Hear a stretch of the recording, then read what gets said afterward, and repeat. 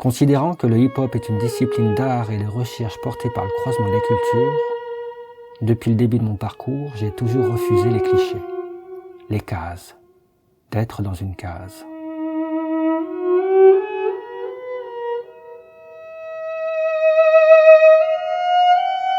À l'origine de cette nouvelle création, il y a la rencontre forte avec des musiciens remarquables qui jouent d'instruments rares et atypiques, et auxquels j'ai proposé de partager mon univers.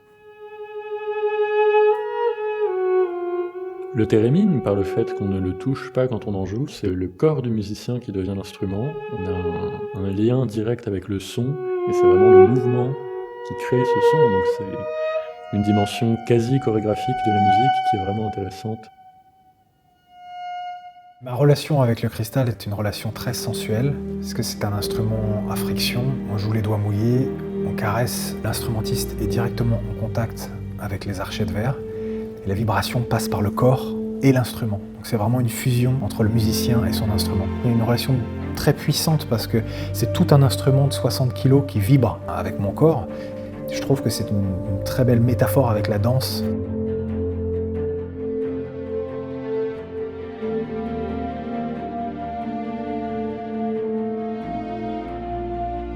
Que ce soit le séraphin, le cristal ou d'autres instruments que j'utilise sur scène, c'est des instruments qui ne sont pas connotés. C'est des instruments qui ont une sonorité qu'on a très peu entendue. Et du coup, pour ce spectacle, ça va vraiment poser quelque chose d'unique, une rêverie éveillée. La scie musicale, on l'associe assez souvent à un registre circassien, c'est l'instrument des clowns. C'est vraiment un son unique, reconnaissable entre mille, qui chante vraiment, qui a quelque chose de très humain, et on peut vraiment l'amener dans quelque chose de très mélodique, très mélancolique. Il y a une grande nostalgie sur cet instrument. Et il y a quelque chose de très personnel aussi. Thérémine, la scie, c'est un peu le prolongement de ma voix. Je chante pas, alors je fais chanter mes instruments. Avec ces découvertes est né le désir de travailler autour de la notion d'étrange.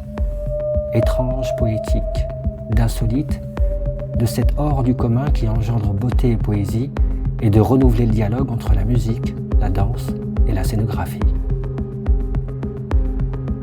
Entre apparences inattendues, moments d'illusion et éléments de surprise, nous entrons dans un espace-temps fantasmagorique où l'extraordinaire se substitue à l'ordinaire.